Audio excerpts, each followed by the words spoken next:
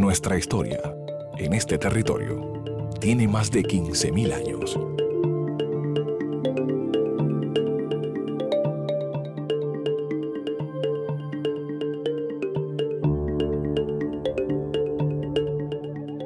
Tenemos menos de 100 años, con el estilo de vida urbano que conocemos hoy en día. Dejémonos guiar por las huellas ancestrales que esconden nuestra geografía.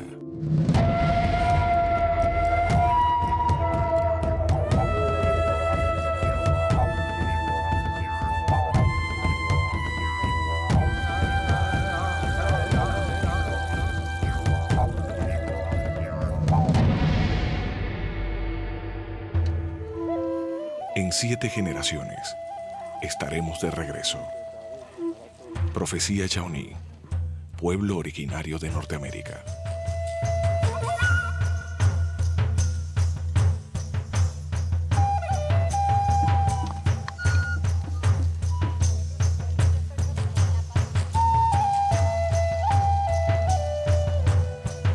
El significado de la montaña en sí es que este era un lugar de resguardo de la etnia mariche.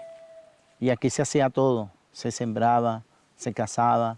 Y entonces había que darle gracias a la montaña madre, que es el que le daba todo.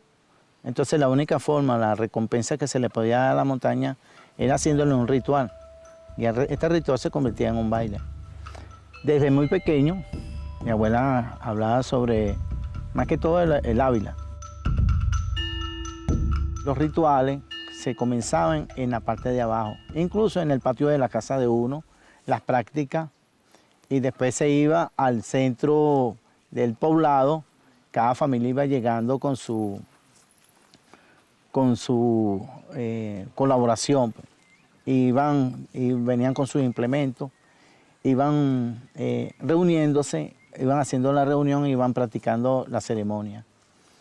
Más que todo es un baile en agradecimiento a la Madre Tierra, a la naturaleza y propicio a la siembra. Más que todo se hacía en los solsticios, solsticio de verano, solsticio de invierno, 21 de marzo y ya para finales de junio, julio. Se comenzaba primero a hacer preparativo, hacer el lugar, adaptar el lugar y hacer todas las condiciones para poder hacer el baile.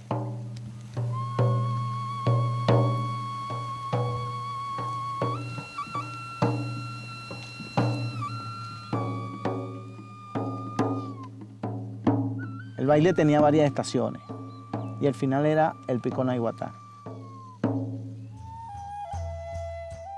En Caracas está el Ávila. Ahí se encuentran posibles vestigios de culturas que nos precedieron. En los alrededores del Pico Naiguatá hay diversos montículos de grandes dimensiones que parecen intervenidos por la mano del hombre. Estos hallazgos han despertado teorías controversiales e inspirado la búsqueda de saberes ancestrales. Yo hace varios años hice un cortometraje, se llama Montaña Madre, sobre restos de una civilización antigua que hay en el Naiguatá. Estamos hablando del lugar más alto que tiene la montaña, el Ávila. Y ahí conseguimos construcciones, o por lo menos lo que a nosotros nos parecían, construcciones de un centro ceremonial. Y no sabemos por quiénes, ni cuándo, ni cómo. Hay mucho misterio alrededor de este lugar y poca investigación.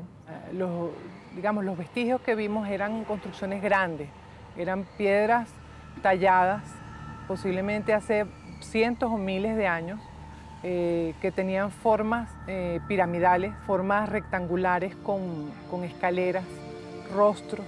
Especialmente hay uno que se ve muy claro, que es el rostro de un simio, además de rostros humanos, como con diferentes fisonomías, más bien dándonos a entender que quizás ese centro ceremonial era usado en la antigüedad para encuentros interétnicos o interculturales.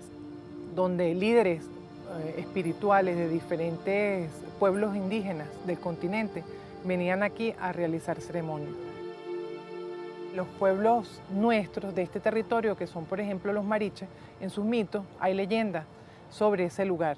Y además se sabe que recientemente, en este siglo, o el siglo pasado mejor dicho, hace menos de 40 años, los mariches celebraban ceremonia arriba.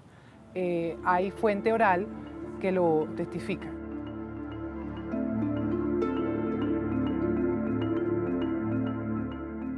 Los mariches, una etnia en extinción, uno de los pueblos originarios de este territorio, resguardan memoria oral que se resiste a desaparecer.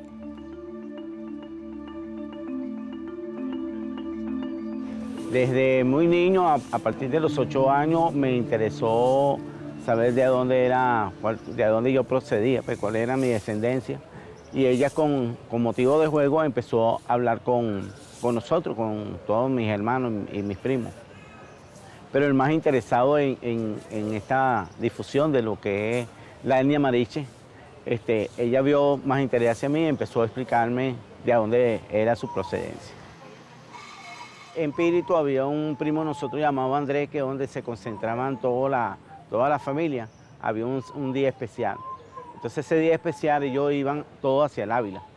Unos se iban por el camino de la Julia y el otro se iban por el camino de Mestiati para subir hacia el Pico Naiguatá.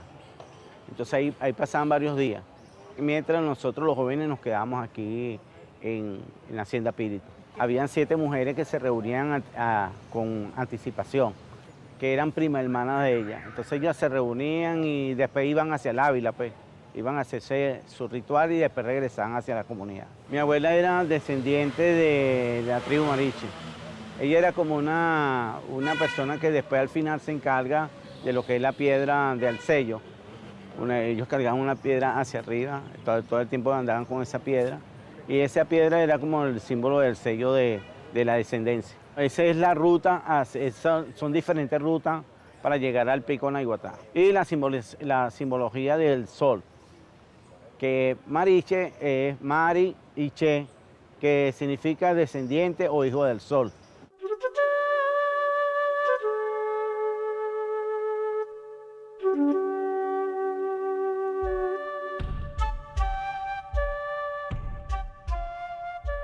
Descifrando el legado que han dejado nuestros ancestros en mapas, códices, petroglifos y mitos, lograremos reconstruir un pasado que se desconoce del continente americano. Un investigador venezolano plantea una teoría que rompe con la historia oficial. Estas huellas en el Ávila se convierten en una de las claves que sustenta esta audaz hipótesis.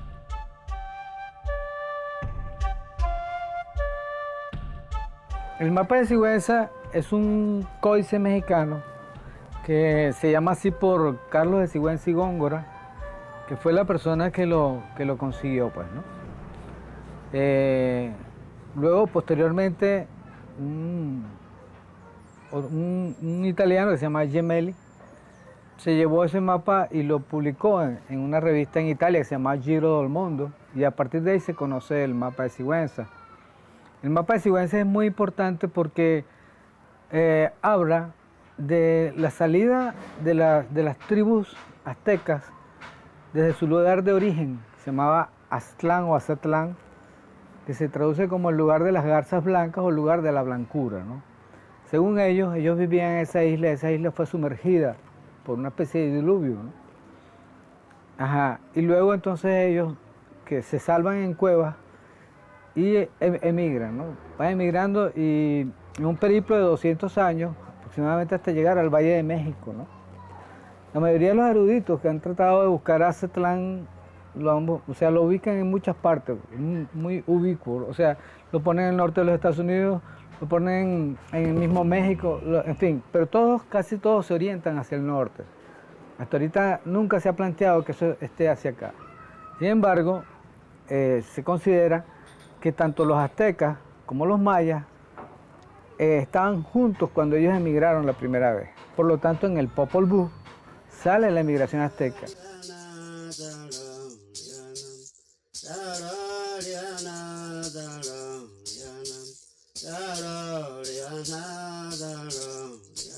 En este mapa aparece que ellos parten, según mi interpretación, ellos parten del norte de Sudamérica, por lo tanto ese sitio sería Venezuela, ¿verdad? Pero en Venezuela realizan un periplo muy grande, que ese periplo aparece en el Popol Vuh también, en la segunda parte del Popol Vuh, y le van dando vuelta a Venezuela, que en ese momento era una isla porque había sido inundada bajo las aguas, ¿okay? Según cuentan los mitos también sobre el diluvio, etcétera, que está en todas las etnias venezolanas. En su periplo pasan por los tepuyes y luego llegan hasta el cerro, hasta la montaña que está al norte, que es justamente lo que llamamos el Ávila o Guaraíra Repano, ¿okay? Entonces en el mapa aparece el perfil del Guaraíra Repano.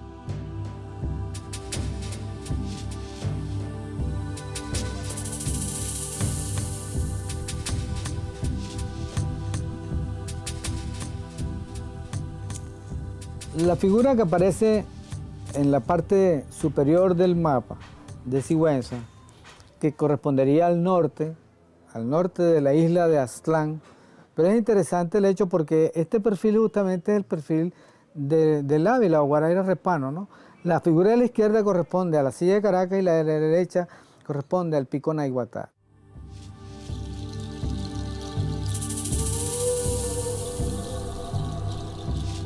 Pero aquí en el Hatillo, en la quebrada de Tusmares, hay un petroglifo que representa la montaña. El petroglifo se corresponde a la montaña. La figura que está en el lado izquierdo, corresponde a la diosa, que según los Yaruru, un mito Yaruru, ella sueña que está estando preñada que va a salir el sol y al día siguiente ve que sale el sol, ¿ok? El sol se coloca en el cenit. El cenit es el punto clave para los calendarios americanos, por lo tanto esto es realmente un calendario. Ahondando un poquito en la interpretación del mapa de Sigüenza y estableciendo una comparación del mapa de Sigüenza con la tira de la peregrinación, hay un pasaje en el cual en el mapa de Sigüenza se ve que ellos van hacia el sur de lo que sería Aztlán, que correspondería justamente al área de Venezuela, y llegan justamente a unos tepuyes. En la tira de la peregrinación aparece el momento en que ellos llegan a un árbol que se parte, y entonces del árbol caen unos frutos y ellos los recogen en una especie de cestería, ¿no? Esto corresponde a un mito arawak de los guarequenas, del Alto Orinoco, donde su deidad Napiruli los reúne a todos y le habla del árbol de la vida. En ese momento ese árbol se parte y brota todos los tipos de frutos, el maíz, la yuca, etcétera, etcétera, ¿no? En los mitos es en donde se encuentra la estructura de cada pueblo. El mito es el que le dice cómo comportarse a cada población. El mito es la filosofía, el mito es el relato, el mito es la historia, el mito es la religión. El mito, ahí es donde está cómo se desarrolla el comportamiento de los seres humanos de acuerdo con el mito. Mientras el mito diga cómo comportarse, la armonía de la naturaleza va a existir. Pero cuando nosotros veamos el mito solamente como literatura, entonces ahí sí no tiene sentido.